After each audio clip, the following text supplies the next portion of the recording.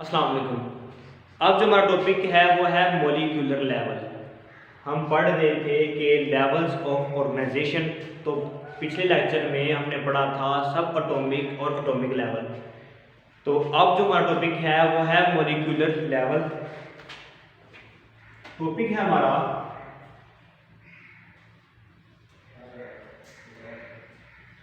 Molecular level. क्या topic है? Molecular level. देखिए, पिछली चीज को आपने मिला के अगली न्यू चीज बनानी है। जैसे कि हमने सब एटॉमिक को मिला के हमने बनाया था एटम्स को। एटम्स के मिलने से बना था एलिमेंट्स। और एलिमेंट्स अब क्या है कि मॉलिक्यूल कब बनेगा? जब एलिमेंट्स मिलेंगे तो मॉलिक्यूल बनेगा। ठीक है, तो हमने क्या किया था कि बायो एलिमेंट्स पढ़े थे ना। उन बायो एलिमेंट्स को जब हम कंबाइन करेंगे तो हमारे पास क्या बनेगा? बायोमॉलिक्यूल। क्या बनेगा? बायोमॉलिक्यूल। जब हम बायो एलिमेंट्स को कंबाइन करेंगे तो हमारे पास क्या बनेगा? बायोमॉलिक्यूल। अब मॉलिक्यूल और एटम में फर्क क्या है? यानी कि एटम और मॉलिक्यूल में फर्क क्या है? तो अगर हम सिंपल बात करें, जो एटम है वो स्टेबल हो भी सकता है, स्टेबल रह भी सकता है और नहीं भी। ठीक है, जो एटम है वो क्या है? वो स्टेबल रह भी सकता है और नहीं भी, मतलब कि वो आज़ाद रह भी सकता है और नहीं भी। लेकिन जो मॉलिक्यूल है, मॉलिक्यूल होते ही स्टेबिलिटी के लिए, मॉलिक्यूल्स बनते ही स्टेबिलिटी के लिए हैं कि मॉलिक्यूल्स क्या होंगे? स्टेबल होंगे। यानी कि जो मॉलिक्यूल्स एलिमेंट्स हैं वो क्या है? वो आइसोलेटेड फॉर्म में अकर नहीं करेंगे। Do not occur in isolated form. ठीक है, कि वो आइसोलेटेड फॉर्म में अकर नहीं करेंगे। तो वो फिर क्या करेंगे?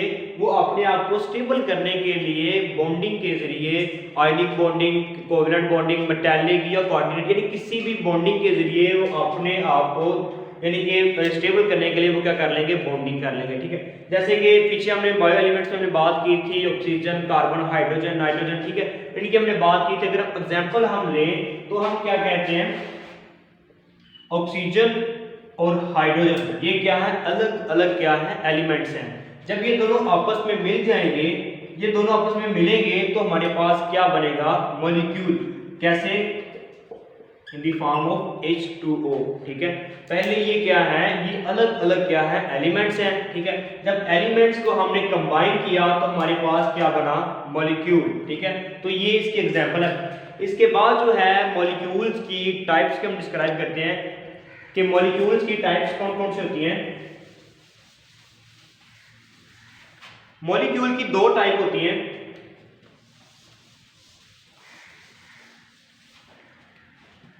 एक है माइक्रोमॉलिक्यूल,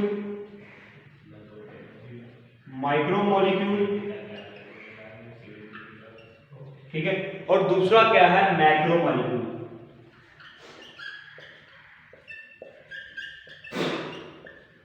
माइक्रो और मैक्रोमॉलिक्यूल।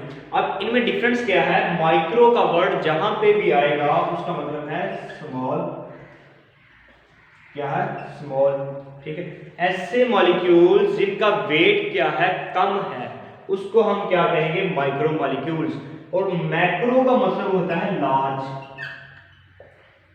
ठीक है, ऐसे मॉलिक्यूल जिनका वेट जो है वो ज्यादा होगा वो मैक्रो है, और जिनका वेट क्या है? कम होगा वो क्या है? माइक्रो। एग्जांपल लें तो जैसे कि इसमें आ जाएगा वाटर, ठीक है, ग्लूकोज आ जाएगा। लेकिन इसमें क्या आ जाएगा? Protein, lipid, carbohydrates. ठीक है, इसमें क्या आ जाएंगे? ये। अब ये था आपका मॉलिक्यूलर लेवल। कि मॉलिक्यूलर लेवल क्या है? हमने क्या कहा कि जब बायो एलिमेंट्स आपस में मिलेंगे तो क्या बनेगा? एक बायो मॉलिक्यूल बनेगा। ठीक है, अब मॉलिक्यूल और एटम में हमने फर्क पता क्या कि फर्क दोनों में फ़र्क क्या होता है कि यानी कि जो एटम होता है वो स्टेबल हो भी सकता है और नहीं भी, लेकिन जो मॉलिक्यूल होता है वो क्या स्टेबल ही होता है, वो स्टेबिलिटी के लिए बनता है। इसके बाद उसकी दो टाइप्स हमने पढ़ी हैं, माइक्रो मॉलिक्यूल और मैक्रो मॉलिक्यूल। माइक्रो क्या होती हैं कि जिनका मॉलिक्यूलर वेट, जिनका वेट क्या होता है स्मॉल होता है, कम होता है, थोड़ा होता है। और मैक्रो कौन से होते हैं जिनका मॉलिक्यूलर वेट क्या होता है ज्यादा होता है। ठीक है, एग्जाम्पल से बात करें तो इसमें आ जाएगा वाटर और ग्लूकोज, ठीक है, और इसमें क्या आ जाएगा प्रोटीन, लिपिड, कार्बोहाइड्रेट। तो ये था आपका मॉलिक्यूलर लेवल। ठीक है, अब इससे नेक्स्ट जो आपका लेवल है वो हम स्टडी करते हैं।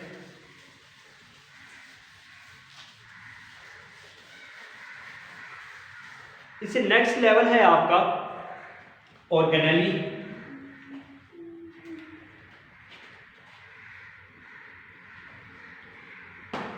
Organelle and cell level.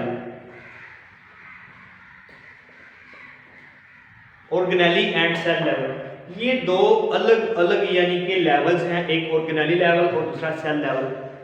पीछे हमने बात की थी, मैंने बताया था कि पिछली चीज़ों को कंबाइन करके हमने क्या बनाना है एक अगली चीज़। जैसे हमने सब एटॉमिक को मिला के एटम बनाया था, ठीक है, एलिमेंट्स को मिला के हमने मॉलिक्यूल बनाया। तो अब क्या है ऑर्गेनेली कैसे बनेगी,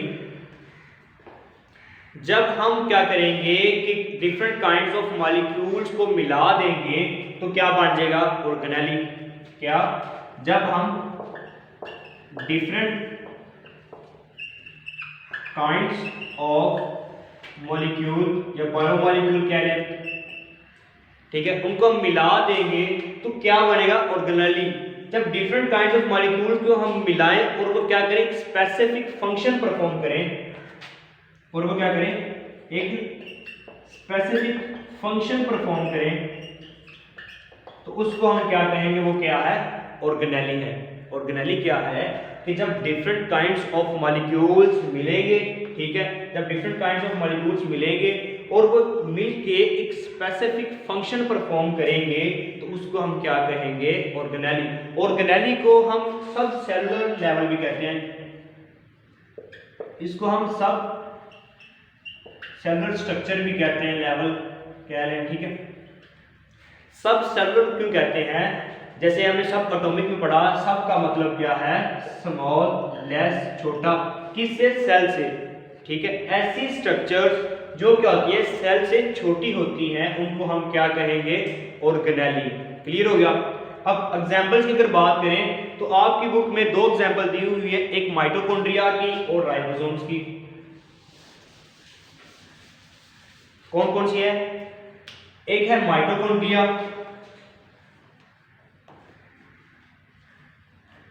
माइटोकॉन्ड्रिया, ठीक है। माइटोकॉन्ड्रिया को हम powerhouse of the cell भी कहते हैं, ठीक है। इसके अलावा राइबोसोम्स की भी दी हुई है, राइबोसोम्स। ये दो एग्जांपल्स आपकी बुक में दी हुई हैं कि माइटोकॉन्ड्रिया और राइबोसोम्स। माइटोकॉन्ड्रिया को मैंने आपको बताया कि powerhouse of the cell भी कहते हैं, यहाँ पे क्या होती है हमारे सेल की एनर्जी प्रोड्यूस होती है। अब माइटोकॉन्ड्रिया का काम क्या है, जो इसका स्पेसिफिक फंक्शन क्या है जो ये परफॉर्म करता है, वो है सेलुलर रेस्पिरेशन। क्या है सेलुलर रेस्पिरेशन, ठीक है। क्या काम है माइटोकॉन्ड्रिया का, सेलुलर रेस्पिरेशन। राइबोसोम का क्या काम है कि इन्होंने प्रोटीन को सिंथेसिस करना, ठीक है, सिंथेसिस ऑफ प्रोटीन, ठीक है, किसको प्रोड्यूस करना है प्रोटीन की सिंथेसिस, ठीक है।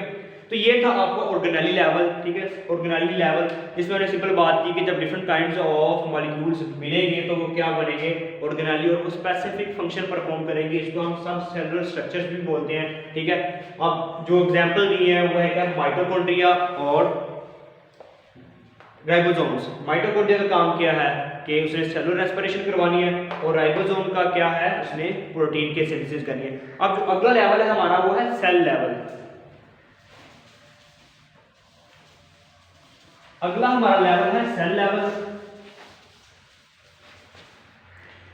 सेल को हम पहले डिस्क्राइब कर चुके हैं इस चैप्टर के इंट्रोडक्शन में, जब हमने पढ़ी थी इसकी डिवीजन्स पढ़ी थी, ब्रांचेस पढ़ी थी, तब सेल बायोलॉजी में मैंने आपको बताया था कि सेल क्या होते हैं।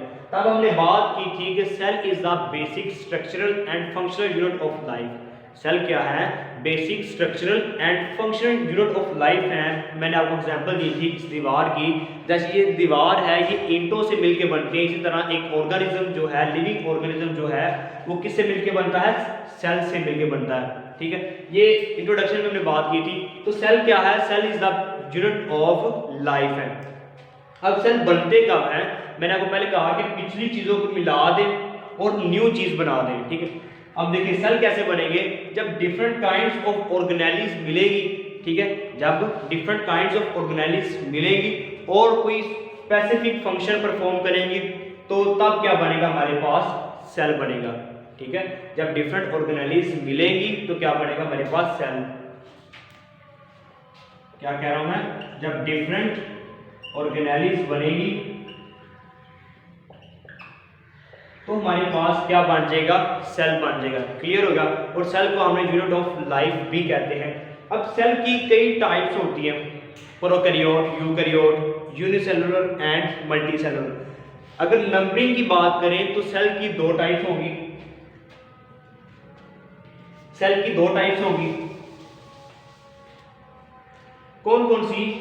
एक होगी यूनिसेलुलर और दूसरी क्या होगी? मल्टीसेलुलर।